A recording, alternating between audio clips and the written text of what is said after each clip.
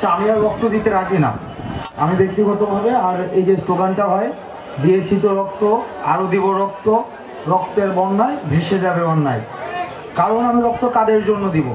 আমি যখন দেখলাম আমরা রক্ত দিচ্ছি আর সচিবালয়ে বসে ওরা ভাগ করছে যে মেথডস অফ পেমেন্ট, যে 5 কোটি নাকি 10 কোটি, বলতেছে যে আমি ভাই নির্লোভ মানুষ, আমার এত লোভ নাই, 5 কোটি চলবে। তারপরে যখন বললো যে স্যার 10 কোটি, বলতেছে তোমার যা ভালো মনে হয়। কিসকাউন্ড্রেল, অসভ্য। রাস্তার মধ্যে শিক্ষার্থীরা রক্ত দিয়েছে, ছাত্র জনতা রক্ত দিয়েছে, এই বার্ধক্যের নেতৃত্ব সচিবালয়ে বসে আমাদের রক্ত মারিয়ে তারা টাকা ভাগ করে। সুতরাং এই বার্ধক্য নেতৃত্বের জন্য আর ছাত্র নাগরিক আমরা রক্ত দিতে প্রস্তুত না। আমরা আমাদের জায়গা থেকে স্পষ্ট করতে চাই, আপনারা যারা সচিবালয়ে বসে নীতি নির্ধারণ করছেন, আপনারা সচেতন হন। কারণ ছাত্র নাগরিক 5 তারিখ যেভাবে হাসিনাকে তার মসনদ থেকে নামিয়েছে, আপনাদের সচিবালয় ঢাকা বিশ্ববিদ্যালয় থেকে 4 মিনিট ওয়াকিং ডিস্টেন্স। আপনারা সচিবালয়ে বসে 5 কোটি না 10 কোটি ভাগ করবে, আর আমি আমার বাজারে গিয়ে আমি আমার প্রতিদিনের নিত্য প্রয়োজনীয় জিনিসটি কিনে আনতে পারবো না, এই জিনিসটা হবে না।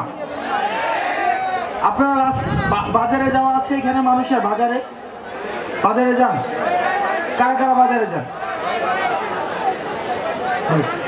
দেখেন, আমি রাজনৈতিক কোনো বক্তব্য দিতে আসছি না, আমাদের একদম বেসিক নিড।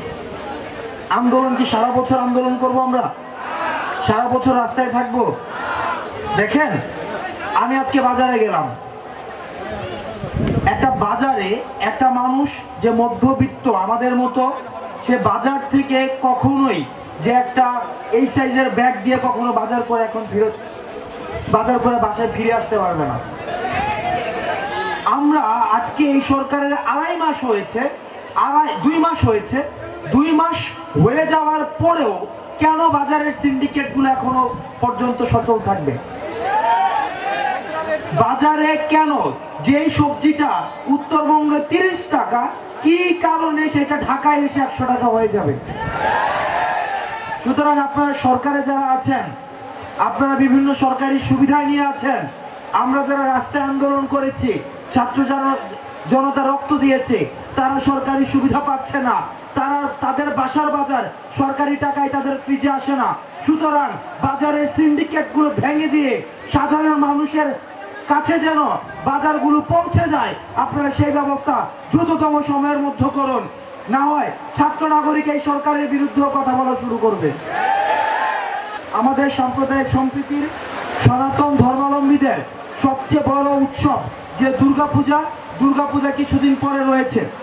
দুর্গাপূজাকে ঘিরে বিভিন্ন মহল ইতিমধ্যেই ষড়যন্ত্রে লিপ্ত হচ্ছে। আমরা যেভাবে 5ই অগাস্টের পরে আমরা দেখেছি মাদ্রাসার শিক্ষার্থীরা মন্দিরগুলোকে পাহারা দিয়েছে, পাড়া মহল্লায় দাঁড়িয়ে দাঁড়িয়ে আমরা আমাদের সংখ্যালঘু ভাইদের আমরা বাড়িঘরগুলো পাহারা দিয়েছি।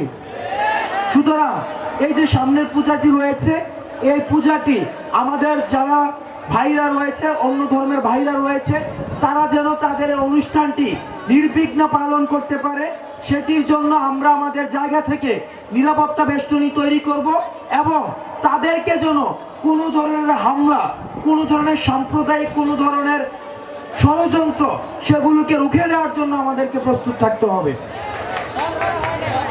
আমরা এই যে আন্দোলন করেছিলাম, এই আন্দোলনের কিন্তু আরেকটি উদ্দেশ্য ছিল, সেটা হচ্ছে চাকরি বা কর্মসংস্থানের যে বিষয়। 2 মাস হয়ে গিয়েছে, আমি জানি না চাকরি বা কর্মসংস্থানের জন্য সরকার কি করেছে। আমরা চাই, আমরা যারা বেকার রয়েছেন, আমাদের যে বেকার ভাইয়েরা রাস্তায় নেমে আসছেন, আপনারা আমাদের এই বেকার ভাইদের জন্য দ্রুততম সময়ের মধ্যে চাকরির সার্কুলারগুলো দিবেন। চাকরির সার্কুলারগুলো দিয়ে তাদের বেকার জীবনের অবসান আপনারা করবেন। আমি একটা জিনিস আপনাদেরকে সচেতন করছি, আমাদের এই যে স্বাধীনতা পরবর্তী যে বাংলাদেশটি প্রতিষ্ঠিত হয়েছে, এই স্বাধীনতা পরবর্তী বাংলাদেশে কয়েকটা জিনিস থাকবে না। 1, প্রোটোকল পলিটিক্স থাকবে না। 2, সেলফি পলিটিক্স, এগুলো থাকবে না। সুতরাং ভাইয়ের সাথে একটা সেলফি তুলে ফেসবুকে পোস্ট দিয়ে অন্যদের নজর কেড়ে পদ বা পদোন্নতি বাগিয়ে নেওয়ার যে চর্চা, এই চর্চাকে কবরস্থ করতে হবে। আমরা 5ই আগস্টের পূর্বে যেভাবে স্লোগান দিয়েছিলাম বিকল্প আমি, তাইলে ভাই এখন কেন আপনারা ভাইদের পিছনে ঘোরাঘুরি করবেন? আপনাকে বিকল্প হয়ে উঠতে হবে, আপনাকে নেতৃত্বের জায়গাটায় আপনাকে আসতে হবে। এখানে যারা যারা রয়েছেন প্রত্যেকে তার জায়গা থেকে প্রত্যেকে এক একজন নেতা। তো সুতরাং আমাদের ছাত্রলীগীয় যে কালচার ছিল, এই যে সেলফি পলিটিক্স, প্রটোকল পলিটিক্স, এগুলোর স্থায়ী পুনর্বাসন আপনাদের মধ্য দিয়েই হোক। পড়াশোনার চর্চাটা থাকুক এবং সবাইকে পড়াশোনা করতে হবে।